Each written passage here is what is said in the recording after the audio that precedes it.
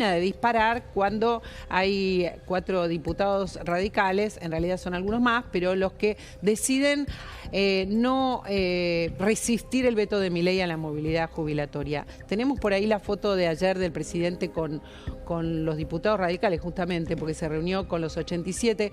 Esta es la foto del asado, yo quiero la foto del asado, esta es la foto previa.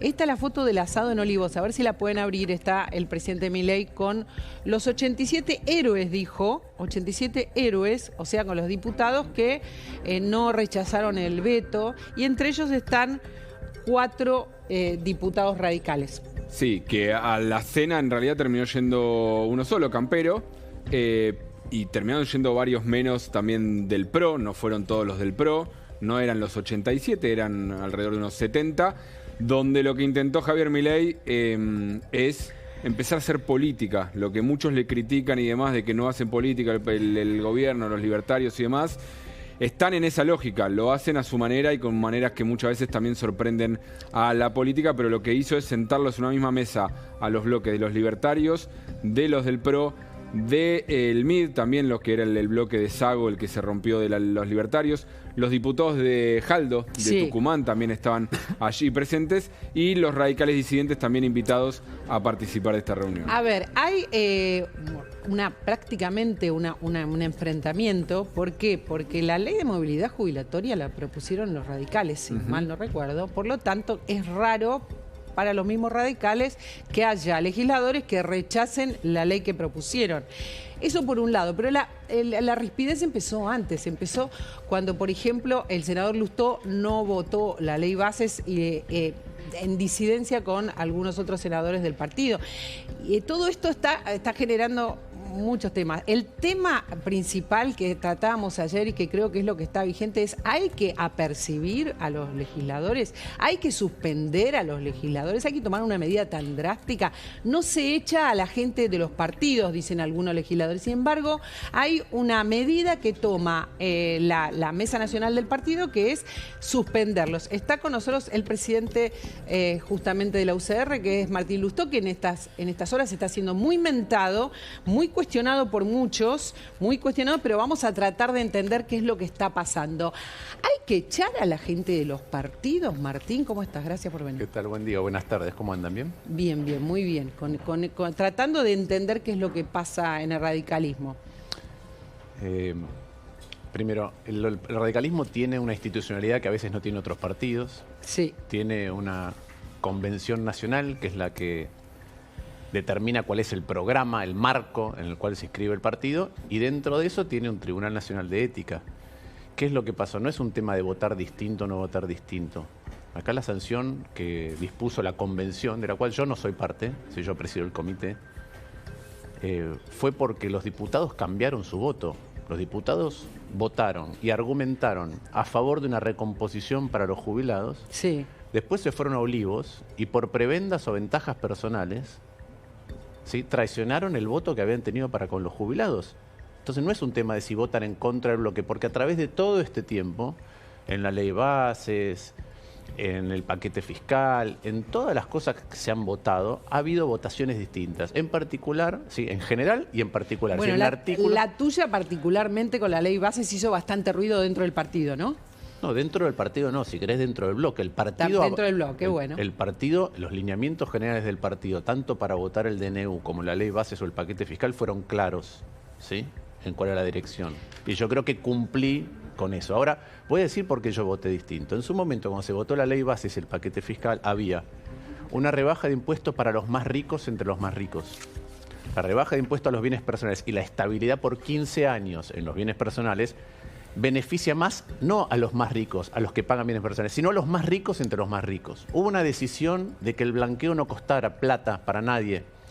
Cuando en el año 2016 se blanquearon 123.000 millones de dólares, 100.000 millones de dólares lo blanqueó el 0,5% más rico de la Argentina. No pagó ningún impuesto, ni IVA, ni ganancia, ni bienes personales, ni débitos y créditos, y ahora se le abre otra vez la posibilidad de volver a blanquear con una rebaja de impuestos. Y yo dije, cobrémosles 10% a los que blanqueen, y entonces no van a tener que pagar los jubilados o la educación. Yo planteé que en la ley bases, como había medidas fiscales, teníamos que incorporar en la discusión a los jubilados y a la educación. Entiendo que todos los legisladores cuando deciden votar quiero creer que lo hacen por sus convicciones. Vos explicaste en su momento y lo estás explicando y recordando ahora por qué votaste como votaste.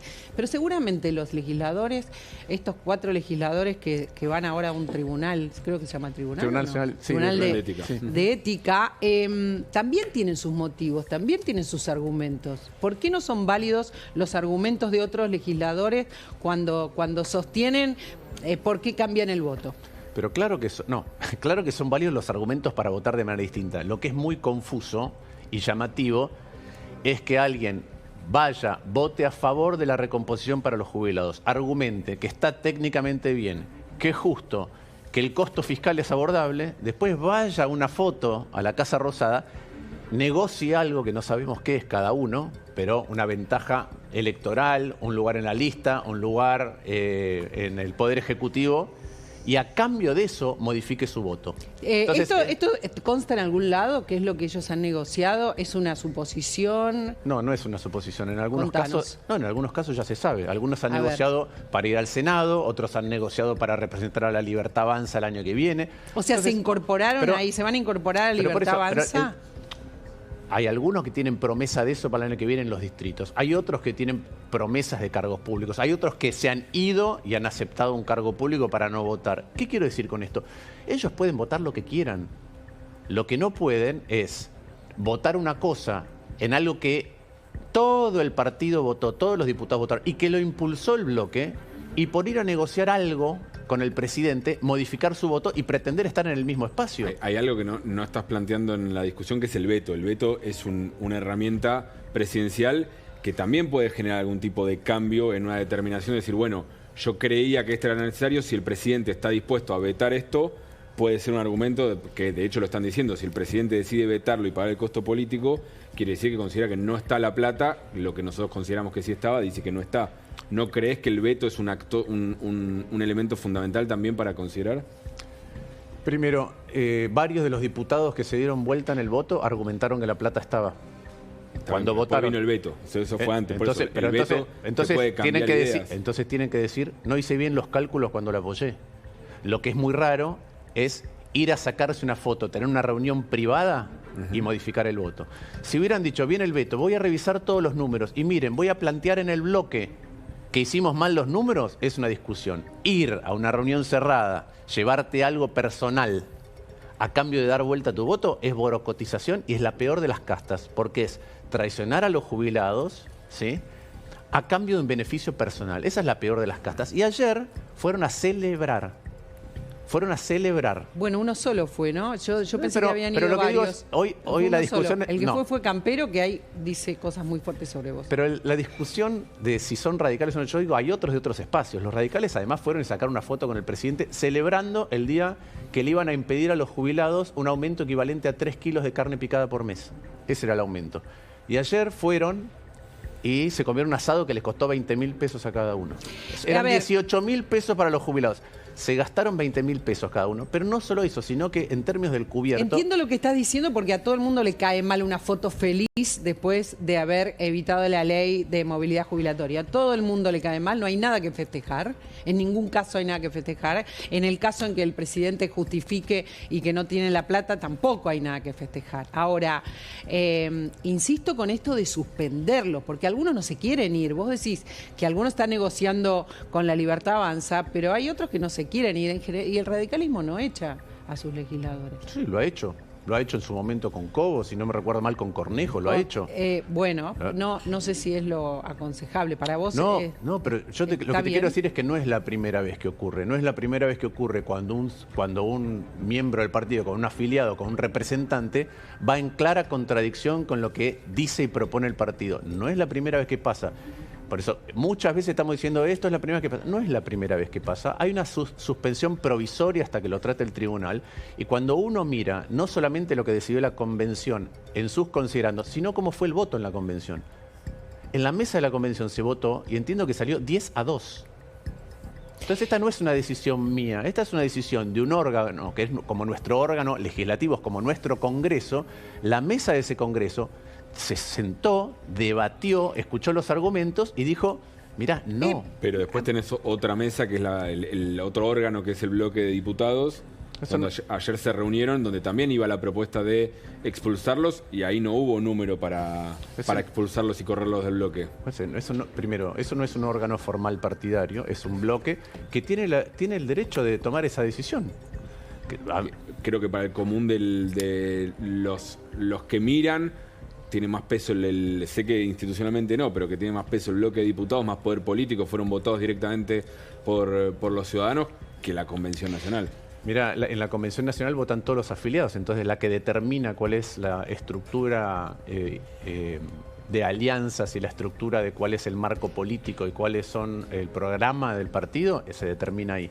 Después, si algunos diputados quieren votar en contra de lo que determina el partido, lo pueden hacer. Ahora, hay algo que vos dijiste que no quiero dejar pasar, porque sí, Gaby quizás tiene información. Dice Martín Lustó que hay estos cuatro diputados están conversando sobre ir algunos a la Libertad Avanza, otros prebendas, que eso consta, digamos. ¿Es así? A ver, ¿cuál es la información que tenés? No me consta, porque si no lo hubiésemos traído acá. Sí está claro que es parte del run que se menciona. Oficial, no hay nada que le hayan dicho a uno, bueno, vos vas a ser candidato a senador. Porque eso es bien distinto en esos casos. El legislador que esté negociando cuando ir a cierren otro las listas espacio. en 2025, nos vamos a dar vuelta, lo vamos a mirar y decir, tenías razón, o al final vieron que no. Ellos, obviamente, lo que responden off the record dicen que no, y que es más una decisión política, de identificación política, de decir, preferimos estar más cerca del gobierno en estas decisiones y equilibrio fiscal y en esa sintonía, que votando con el kirchnerismo. Y esa es la discusión que ellos plantean. Obviamente, también sí, a Lustó le contestan y le dicen, no, pero Lustó lo que quiere es acercarse a sectores del progresismo. Algunos no se quieren ir. ¿Quiénes dijeron que no se quieren ir? Campero, por ejemplo. Ninguno dijo que se quiere ir. Pero vamos por partes. Primero, cuando votaron los jubilados, hubo 2/3. Entonces votaron un montón juntos. Algunos no. Hay algunos que decidieron cambiar su voto después de la reunión con Milei. Está clara tu... Entonces, ¿cuál es el desacuerdo acá? ¿Cuál es el desacuerdo? Y es cierto que hay dos miradas sobre la actualidad y sobre el futuro. Hay algunos radicales que están de acuerdo con que se llame Alfonsín el peor presidente de la historia. Hay algunos radicales que están de acuerdo con que se diga que Menem fue el mejor presidente de la historia. Hay algunos radicales que parecen estar de acuerdo con que se vaya a visitar genocidas a la cárcel. Hay algunos radicales que parecen estar de acuerdo con que es mejor bajarle el impuesto a los ricos y dejar a los jubilados sin un aumento y una recomposición. Hay algunos que están de acuerdo con que un presidente hostigue a los periodistas, hostigue a los intelectuales y hostigue a opositores. Hay algunos que están de acuerdo con que un DNU inconstitucional es mejor hacerse el tonto y no tratarlo. Bueno, hay un montón de radicales que no estamos de acuerdo con ellos. Hay un radical que se llama Campero, que está entre estos cuatro legisladores, que fue al asado y que habló con el móvil de La Nación Más ayer a la noche. Mirá. ¿Qué tal? ¿Usted cree que Mane junto a Lustó, Cristina, Cecilia Moró y otros están detrás de un golpe de Estado al presidente? Sí, totalmente. Más que, golpe de Estado en el concepto de la década del 70 no existe. Golpe desestabilizador, como existe en la región de Sudamérica, llamate Perú, Bolivia, que empieza en el Parlamento, toca las finanzas, genera inflación y genera después un conflicto de crisis social, sí. Hay un acuerdo entre el kirchnerismo y Lustó, sin lugar a dudas. Sí. Nos hemos preparado toda la vida para esto. Está muy bien. Y no te podría negar que estoy disfrutando enormemente el momento de ver cómo se enoja Cristina, Mane y Lustó. Claro. Capaz que si me lo imaginaba en enero no lo podía lograr, así que claro, me encanta, digamos, que sigan gritando, bien, pero vamos a defender al país, a recordar a los presidentes que han golpeado, y ese es el rol del Parlamento hoy en día. ¿Hay un golpe que se está preparando? ¿De verdad hace falta contestar esto?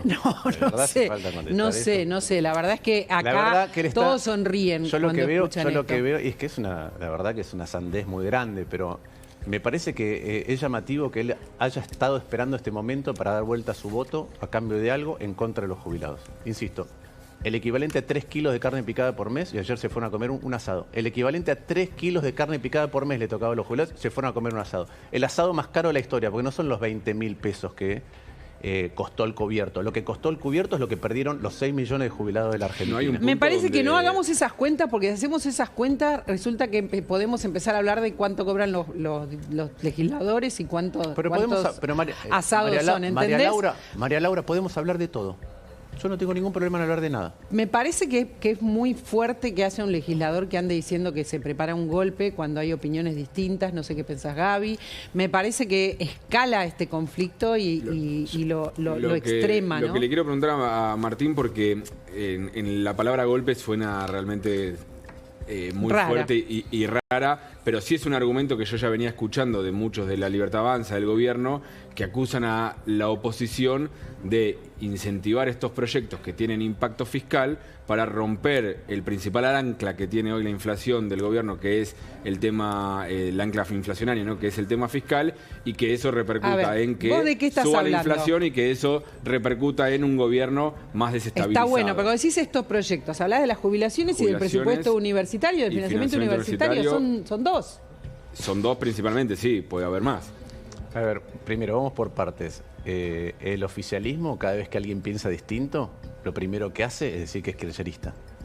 ¿Sí? Yo desde el año 2013 que compito contra el kirchnerismo, en la ciudad, en todos lados, en la boleta de Juntos por el Cambio, enfrentándome a Cristina en soledad, cuando en el Senado estábamos con pandemia y nadie podía entrar, y yo sí, porque era el vicepresidente.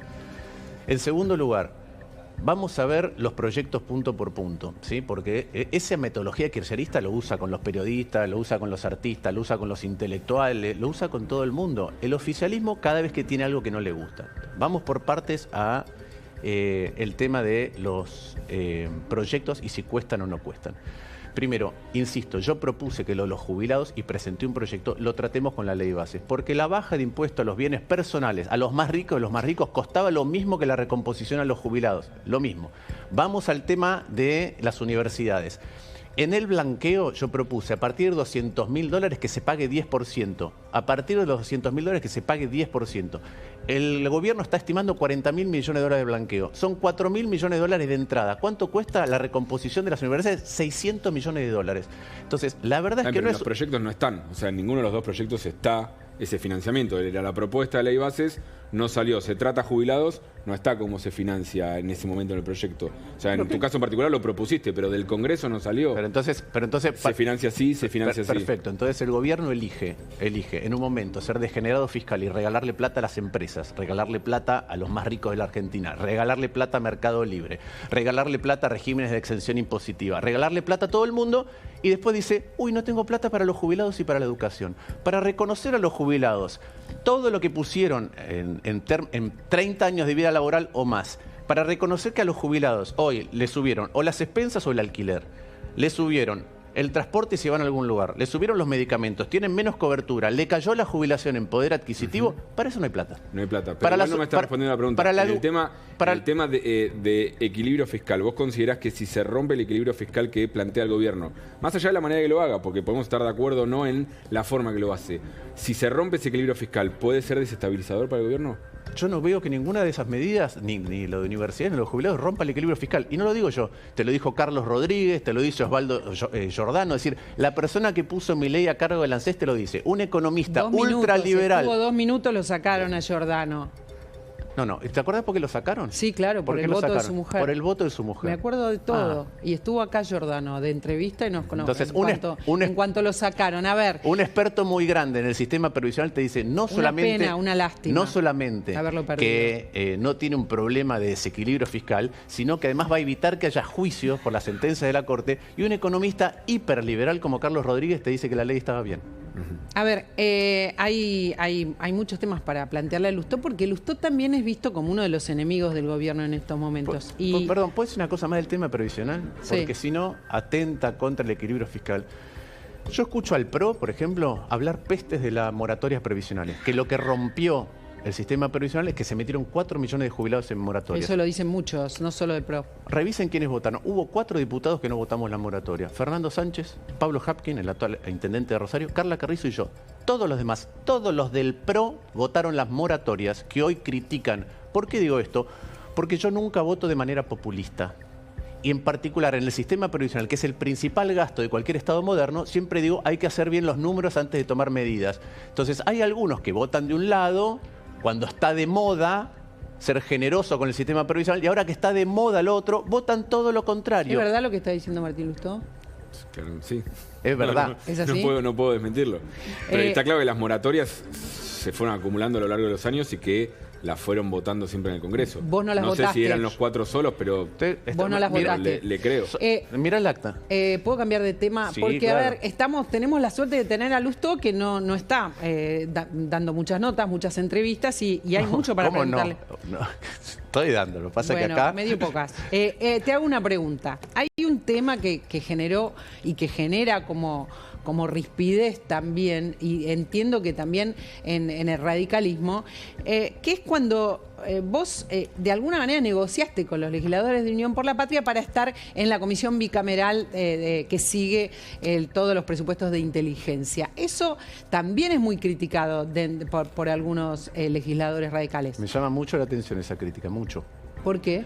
Porque en la Argentina, donde la CIDE ha hecho cualquier cosa a través del tiempo, los servicios de inteligencia han hecho cualquier cosa a través del tiempo, lo que debería querer un partido, o ahí vemos las diferencias internas, como el radicalismo, que siempre defendió la Constitución Nacional y los derechos individuales y la transparencia, es que la Comisión Bicameral de Seguimiento, ¿sí?, de los organismos de inteligencia la maneje alguien de la oposición y no la maneje alguien, ¿sí?, del propio oficialismo, que entonces haga cualquier cosa y no tenga control.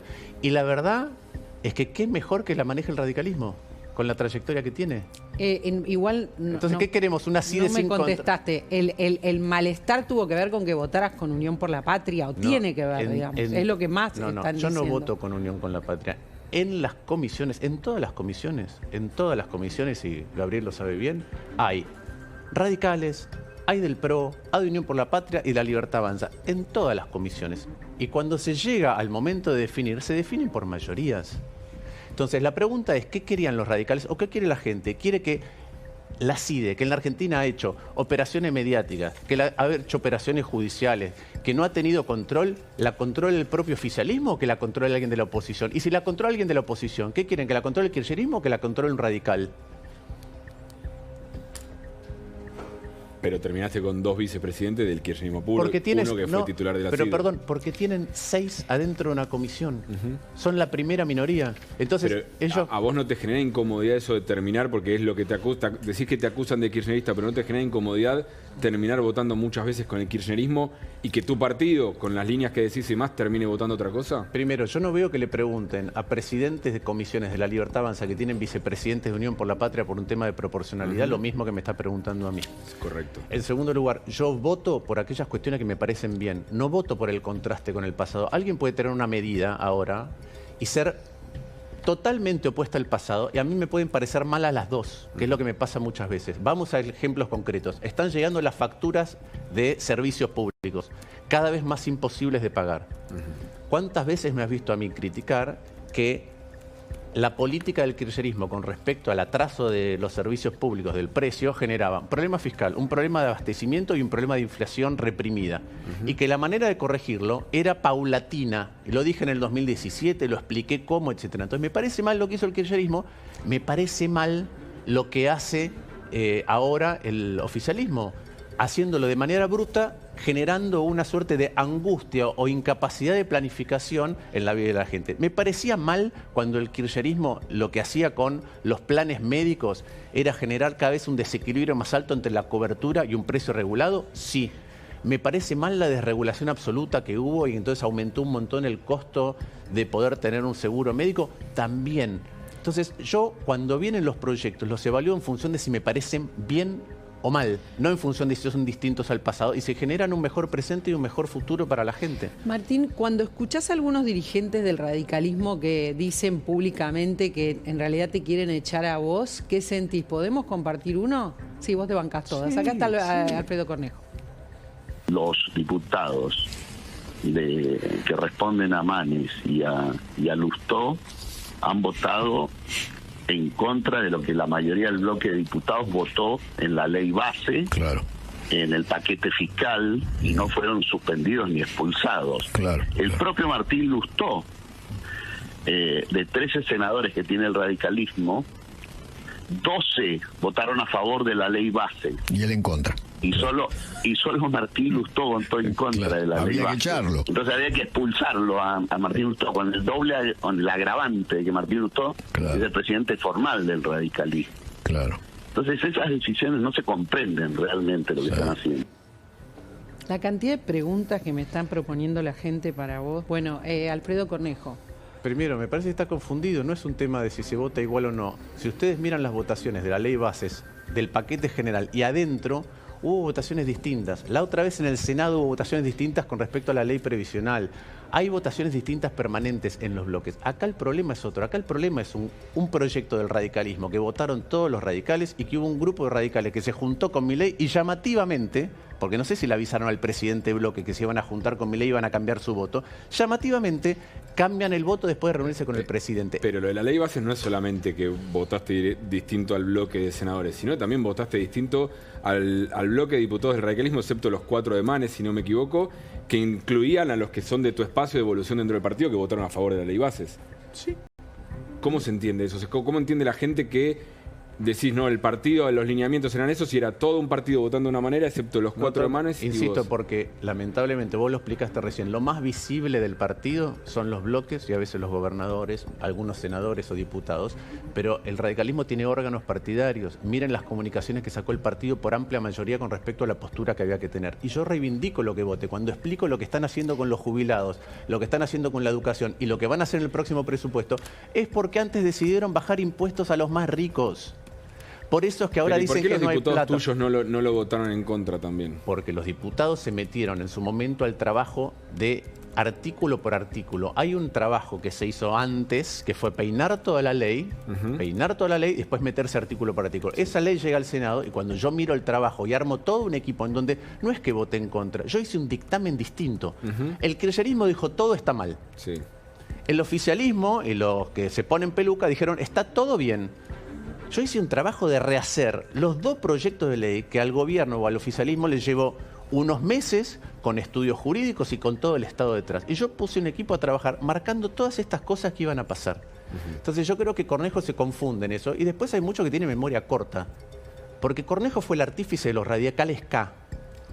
Entonces ahora está en otro lugar. Ahora es Radical M, perfecto. Pero él fue el que creó los radicales K. Todas preguntas así fuertes hoy. Sí, pero perfecto. ¿Te parece bien que el hijo reemplace a la candidata, el juez Lijo reemplace a una candidata mujer en la Corte? No, yo ya lo dije de entrada, preferiría que haya 2 mujeres. Mandó el presidente, mandó 2 hombres. 2 mujeres preferiría. Yo preferiría ¿Por qué siempre. el partido no se expide al respecto? No opina como partido la Unión Cívica Radical. Porque no todo el mundo piensa lo mismo adentro del partido, igual que en otros temas. A ver, esta es una cuestión bastante, me parece que hay que analizarla. Ayer nos decía Tetaz aquí que a él le parece que a partir de ahora su proyecto es que todos conversen sobre los temas, se pongan de acuerdo y voten todos lo que decide la mayoría. ¿Vos estás de acuerdo?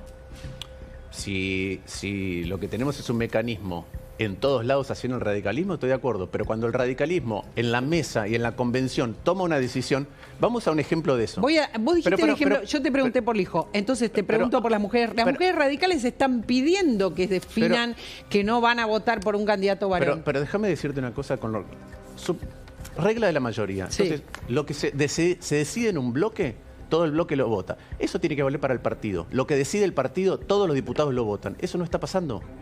No pasó con el DNU, no pasó con la ley bases. La pregunta es, ¿esa propuesta de Tetaz te parece posible? ¿Están de acuerdo también que cuando el partido, que es el que define el marco y la ideología y el programa, decide algo por mayoría, lo van a acatar todos? Hasta ahora no viene pasando. Otra vez, si las mujeres radicales piden que defina el partido, que son 2 mujeres las que tienen que estar en la Corte, ¿por qué no lo decide el partido? Aunque haya opiniones diferentes, si son las mujeres las que lo están pidiendo y si tienen que ocupar las mujeres ese lugar. Porque yo creo que necesitamos una Corte que tenga... ¿sí? Equilibrio de género. Pienso eso en lo personal y lo he dicho. ¿Por qué el partido no discute esto y no lo define como partido? El partido discute eso. Lo que pasa es que hay muchas maneras distintas de que eso pase. Hay una discusión. Vamos a cuestiones concretas. Para mí debería decidirlo. Si es tan claro, si es lo que hay que hacer. Deberían decidirlo todos. La mayoría seguramente lo apoyaría. Lo he dicho el primer día eso. Lo he dicho el primer día. Lo que pasa es que ahora hay que lidiar con 2 candidatos que mandó el gobierno que son hombres. ¿Sí? Entonces, vos fíjate, tienen... es diferente si un partido toma una decisión y opina. No es diferente, ¿sabes por qué? Porque la decisión... para la gente sí. Pero perdón, no es diferente. Pero yo ya lo he dicho, soy el presidente del partido y lo he dicho. Pero más allá de que lo diga, se puede proponer para que se discuta, para que se vote. A eso me estoy refiriendo, porque digamos, tiene que ser una cosa... Y lo hemos debatido. Ahora, yo te quiero decir lo siguiente. Lo que va a pasar con los candidatos no depende del radicalismo, depende del kirchnerismo. Sí, yo estoy hablando simplemente de las posturas de la Unión Cívica Radical, digamos, de dónde se paran frente a cuestiones que no son discutibles, que tiene que haber mujeres. Son discutibles, los partidos tienen que hablar. Pero nosotros, sí, yo creo que tiene que haber una corte integrada, de manera, si son 5, como son siempre número impar, no podemos decir de manera equitativa, pero yo creo que tiene que haber una corte donde haya otra vez mirada de género y que entonces haya mujeres, creo eso. Si son 5, son ciertas las negociaciones de aumentar... Hoy son 4, ¿sí? Pero están los rumores de que hay negociaciones de aumentar la cantidad de miembros. ¿Estás en esa discusión? No, yo no estoy en esa discusión. Todas las discusiones están dependiendo de Unión por la Patria y el gobierno. El que está negociando con el gobierno, el que está negociando con el kirchnerismo es el gobierno. Entonces, ¿el gobierno está negociando con el kirchnerismo ampliar la Corte? No sé cuáles son las negociaciones del gobierno con el kirchnerismo, pero lo han dicho. No hay juez de la Corte. A ver, está claro, porque parece lo siguiente, ¿no? Si no, parece que, y esto también me parece que es una suerte, no sé si llamarlo desinformación, pero una mirada rara. En la comisión de acuerdo somos 17. ¿Sí? Se necesitan 9 para firmar dictamen. Parece que todo dependiera de mí. No, pero no estamos preguntando con ese punto de vista. No, pero perdón. Lo que sí creemos que depende de vos, de que si sos presidente de la Unión Cívica Radical, algunos temas se puedan discutir y se pueda acordar. Pero ha habido un debate interno en el radicalismo. Ha habido un debate interno en el radicalismo. Ahora, yo creo que hay dos miradas distintas sobre esto y tienen que preguntar a los gobernadores. ¿Por qué? Porque pasa esto a los que están preocupados por la cooptación del kirchnerismo de la justicia. Pasa esto. La negociación la está teniendo el gobierno nacional con el kirchnerismo. No sabemos cuál es el tenor de esa negociación. No sabemos si es ampliar la Corte, verdad. No sabemos si es un procurador y no sabemos, entre otras cosas, qué va a pasar con el 25% de los juzgados vacantes de la Argentina. Eso es lo que está en bueno, juego. pero se está negociando todo, supuestamente. La pregunta es, no sabemos, pero vos, ¿qué querrías? ¿Vos qué votás? ¿Votás para ampliarla? ¿Puedo terminar? Sí, claro. Entonces, eso está en juego en la Argentina. Que haya un acuerdo entre el oficialismo y el kirchnerismo y que los 140 jueces que se vayan a nombrar los nombren en acuerdo entre ellos. Eso es lo que está en juego. Entonces, que en Mendoza, donde está Cornejo, le nombren los 3 juzgados federales kirchneristas. O que se los nombren, Maxi Puyaro, donde está haciendo un trabajo enorme y poniendo el cuerpo, se los nombren los kirchneristas. Eso es lo que está en juego. Entonces, ¿qué es lo que tiene que hacer un partido? Y ahí veo que el doctor asiente. ¿Qué es lo que tiene que hacer un partido? Tiene que trabar las cosas para decir, mira, no vamos a permitir que esto pase. Que si hay una discusión más grande, tengamos un criterio en donde se mejore la justicia acerca de cómo se llenan los lugares. Eso es lo que está haciendo el partido. Eso es lo que está haciendo el partido. Y por eso las cosas están trabadas. Y a mí me parece que es la responsabilidad del partido y que es el interés de los gobernadores y todos los que gestionan poder tener instrumentos idóneos en la justicia y no una justicia cooptada. Si hubiera una ampliación de la Corte, ¿estarías de acuerdo? Depende de para qué se haga. ¿En qué caso sí, en qué caso no? Primero, tenemos una Corte que en cantidad de miembros es de las más chicas, ¿sí? Y tenemos 4 de las más chicas de la región y del mundo. Tenemos 4 miembros hoy y uno se jubila a fin de año. O sea, una Corte de 3 miembros, donde además, si yo no me equivoco, para fallar se necesita la mayoría absoluta, se necesita la mayoría de los 5. Es decir, nos vamos a quedar con una Corte de 3, donde se necesitan 3 para fallar. Entonces, la pregunta es, la Corte tarda un montón de tiempo para resolver cuestiones cruciales de la Argentina. Ayer o anteayer fue Rosati y dijo que estaban abrumados por la cantidad de causas. Entonces, la pregunta es, ¿podemos encontrar mecanismos para que funcione mejor? Yo creo que esa es una discusión válida. Si se amplía, funciona mejor o peor, es una discusión válida. Es que no podemos no tener procurador formal desde hace, no sé, 7, 8 años en Argentina. No podemos no tener defensor del pueblo. No podemos tener en la Argentina 25% de los juzgados vacantes sin nombrar. Entonces, yo creo que lo que tenemos que abordar es cómo se van jalonando hechos para tener una justicia que funcione mejor. Esa es una discusión virtuosa. ¿Cuál es la discusión viciosa? A cada uno va y pone el que quiere. ¿El problema de que vaya el hijo a la Corte es que es varón y no mujer? ¿O vos también considerás que el hijo tiene un currículum polémico? No, mira, yo debo haber sido el senador en la Comisión de Acuerdos que más tiempo estuvo sentado y que más preguntas hizo a los dos. Y yo en los dos noté no solamente las preguntas que hizo, respuestas que me satisficieron y otras que no, sino trayectorias. Ahora, el otro día la escuché a Patricia Bullrich en un programa de televisión o a Montenegro defender y recalcar algunas características del hijo que otros jueces no tienen. Entonces, ¿qué veo? Todos los candidatos tienen cosas buenas y cosas malas. Pero te parece que es así, todos, no es que hay alguno pero te doy ejemplos. más polémico que otro. No, te doy ejemplos. Yo tengo amigos que trabajan en la justicia. La verdad es que los jueces defienden, entre otras cosas, los jueces, los secretarios, los fiscales, defienden que en la Corte Suprema haya una mirada de la justicia de verdad, de la justicia de a pie, de la justicia que conoce todos los eslabones, porque entonces cuando tiene que tomar a alguien la causa en la justicia, en la Corte Suprema, sabe todos los pormenores de cómo funciona y qué celeridad tienen que tener las cosas. ¿Por qué? Porque los miembros de la Corte, en general, son solamente o académicos o políticos. Ahora, contra eso te puedo decir, mira, la justicia... pero si no, no puedo hablar. No hablé. Bueno, la justicia, por otro lado, no tiene una buena consideración y no es un órgano o un poder transparente, tiene entre 8 y 10% de aprobación. Entonces tampoco es un argumento taxativo. Vamos a otros temas. Pero es distinto cuando se habla de corrupción. Vamos a otros temas. No vayamos a otros temas. Pero otros temas. Sí, pero vamos a corrupción. Luces y sombras del hijo, por ejemplo. Es un juez que yo no recuerdo que en la Argentina haya habido un presidente o vicepresidente en ejercicio que fuera procesado y después condenado. Lo mismo que Menem también. Lo mismo que en una causa está imputado el expresidente Macri. Entonces yo miro y digo, por un lado, miro todo eso y digo, mira, ¿dónde se apaña la corrupción? En un juez como Yarvide, que en el primer minuto, por ejemplo, cuando hubo una denuncia con respecto a las declaraciones juradas de Kirchner, lo que hizo es sobreselló, o en un juez que procesa. Después, por otro lado, decís, mira, en la actuación de lo que siguió después del vicepresidente yendo a Formosa, no me convence. Todo tiene luces y sombras. Todo tiene luces y sombras. Y mi deber es estudiar los temas a fondo en todas esas cuestiones. Después veo, no hay personal de policía, no hay ministros de seguridad con los que yo haya hablado que no me hayan dicho que la otra vez lo dijo María Eugenia Vidal. No sé si acá o en otro programa o en otro canal. Dijo María Eugenia Vidal, cada vez que nosotros tuvimos que allanar un búnker, el hijo estaba. Entonces veo luces y sombras. Y acá, si no, la discusión es todo o nada. Pero en algún momento va a ser todo nada. Claro, en algún momento hay que jueces. poner la firma en el dictamen. Sí.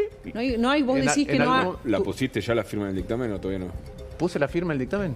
No sé, no es público todavía. Yo ni vi el dictamen. No puse la Martín, firma. estaba en circulación. Te hago una ya. pregunta, No he visto ningún dictamen en circulación y los 4 radicales que estamos ahí, ninguno puso la firma en ningún lugar porque no vimos un dictamen.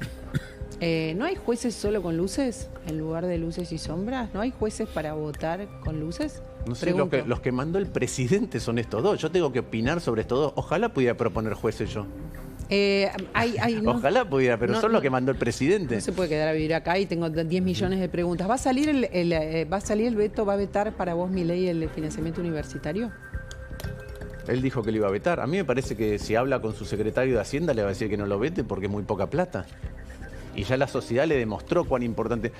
Hay 2.200.000 alumnos, 2 millones de grado y 200.000 de posgrado en las universidades nacionales, que están tratando de construir un futuro mejor. No solamente eso, sino que lo único que le da al Estado argentino a alguien hoy para pensar en un futuro mejor es la educación. Entonces yo creo que la sociedad ya le dijo en una marcha que no. Entiendo que como es poca plata, alguien le va a decir, mirá, la verdad es que primero contra los jubilados por 18.000 pesos y ahora contra las universidades por este año. La verdad. Pero me parece que más allá de los números hay una decisión de Milei de vetar todo lo que tenga que ver, casi te diría como una apuesta, ¿no? Todo lo que haga ruido con los números y para que nadie se atreva a alguna nueva ley que... Qué pena que no vetó que el blanqueo fuera tasa cero. Y lo corrigió con un veto parcial y lo puso a 10%. Qué pena que no vetó la rebaja de impuestos a los bienes personales. Gaby, está en silencio Milei con el tema del veto. Con el veto a las jubilaciones tenía que ver con una cuestión de tiempos, digamos, de tiempos que tenía que esperar. En este caso, ¿qué pasa con Hoy esto? lo planteó en conferencia de prensa Adorni que apenas llegue la ley desde el Congreso, porque hay un trámite que tienen que hacer ahí en el Congreso, que a veces Villarruel no lo mandó. Lo pisan a propósito, como para dar tiempo y demás, y cuando lo mandan al Ejecutivo, recién ahí empiezan a contar los 10 días hábiles. Lo que hoy dijo Adorni es el momento que esté acá el proyecto, la ley en realidad sancionada. ¿Volvió a anunciar el veto? Lo veta inmediatamente. Volvió a anunciar el veto. Sin embargo, viste que actores sociales, ayer vino con Novarecio Jacobiti, que dijo, todavía como la puerta abierta. ¿Por qué? Porque hasta que no esté el veto, obviamente hay muchos intentando instalar la idea de una negociación abierta. Entiendo que el presidente no es de ir para atrás en las cosas que dice y ya él mismo anunció que lo iba a vetar, incluso aunque el secretario de Hacienda le diga, mira, no es tanta plata, porque de hecho creo que el secretario de Hacienda acá en este canal llegó a decir que el proyecto tenía problemas porque incluso ya el presupuesto para este año era mayor a lo que le querían dar. Ahora, entonces, hasta incluso si fuese así, el veto no tendría sentido porque la ley no tendría sentido. Sigamos este razonamiento. Adorni confirma hoy que va a vetar la ley. Sí, si veta la ley es un problemón, porque tanto los jubilados no tienen organizaciones para salir a la calle, pero se ha visto con una manifestación a los estudiantes, ¿verdad? Sí, digamos, y es lo que políticamente es un problema. Lo que muchos le están planteando también eso a Milei en reuniones, se le ha dicho de evitar que vuelva a escalar el conflicto de universidades, porque en el conflicto de universidades tenés muchos de los que salieron a marchar que incluso son votantes de Milei, claro, o que han votado a Milei en el balotaje, sí.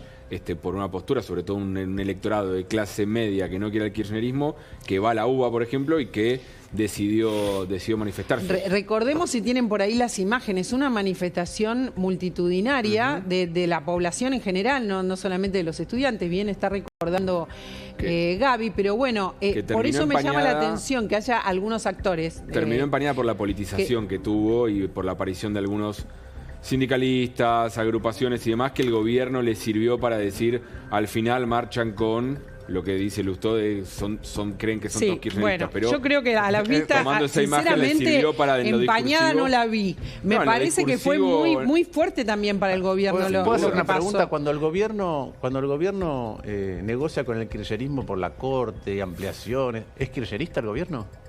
No, claramente no. Ah, qué raro. Tampoco era esta marcha. Yo lo que digo, en la conversación pública, en la discusión pública, vos sabés que hay dirigentes que tienen una mala imagen y que sobre todo para un electorado, ver, no sé, a un Moyano, a un Kicillof y demás, te agrupa y te abroquela del otro lado, en ese sentido. Ojalá las marchas estuvieran despolitizadas cuando son por temas tan transversales. Porque para mí el problema que enfrenta Milei no es la marcha. El problema de fondo acá es que una de las pocas cosas que le permiten a la sociedad y a una familia soñar con un futuro mejor es la educación pública de calidad. No, pero yo no estaba diciendo que era el problema. Estaba diciendo que era algo que iba a suceder o que podía suceder y que era algo que podía jugarse en contra. Por supuesto que la prioridad es la educación, que no estamos viendo prioridad. Acá lo decimos siempre, no hay ministro de Educación. Actualmente no hay ministro de Educación, hay secretario de Educación. Debiera ser la prioridad la educación en estos tiempos más que nunca. ¿Y en el presupuesto ustedes ven que eso pasa? No, por supuesto que no. ¿Qué va a pasar con el presupuesto también, no? Bueno, el presupuesto acaba de llegar, ¿sí? Entonces yo voy a hacer, como en todos los casos, un estudio muy profundo para ver cómo sigue o cuál es nuestra postura. Ahora, fíjense en el presupuesto otra vez. ¿Está bien tener equilibrio fiscal? Sí. ¿Está bien cómo lo logra? En mi opinión, no. Vuelvo a insistir con los mismos puntos. Un Estado que se desordena, te desordena la vida. Pero la verdad es que hay maneras y maneras de ordenar al Estado. Y él elige ordenar al Estado cargándolo sobre la mayoría, la clase media, en la salud, en la educación, en el transporte, en la prepaga, en los alimentos. Y liberando a los que más tienen. Bueno, no nos vayamos del tema de educación, porque vos, digamos, nosotros lo trajimos, obviamente no porque sea un problema político para Milei, sino pensando, en algún momento escuchamos que se estaría negociando, dice Gaby, no se está negociando nada, viene Adorni diciendo que el veto viene, por lo tanto, es un problemón que al presidente evidentemente no le importa si llega a haber alguna reacción de la gente, y mientras tanto la educación, que no tiene la importancia que tiene que tener. Esto lo dicen todos, lo dice un montón de gente, que no tiene la importancia que tiene. Hoy el presidente estaba hasta recién nuestro móvil en Casa Rosada, porque está negociando, Gaby, con diputados del PRO el presupuesto. No, con de La Libertad Avanza, viendo cómo hacer la hoja de ruta de la discusión y la negociación. Están los presidentes de las comisiones de presupuesto, tanto de diputados como del Senado. Esta es la imagen. Está José Luis Espert, por un lado, y Ezequiel Atauche por el otro, que además de jefe del bloque de La Libertad Avanza, es presidente de la Comisión de Presupuesto en el Senado. Están hablando Francos, de esto. con Caputo, con Catalán y con Martín Menem. Esto es hoja de ruta de cómo va a ser la discusión del presupuesto en el Congreso. Esperen todos.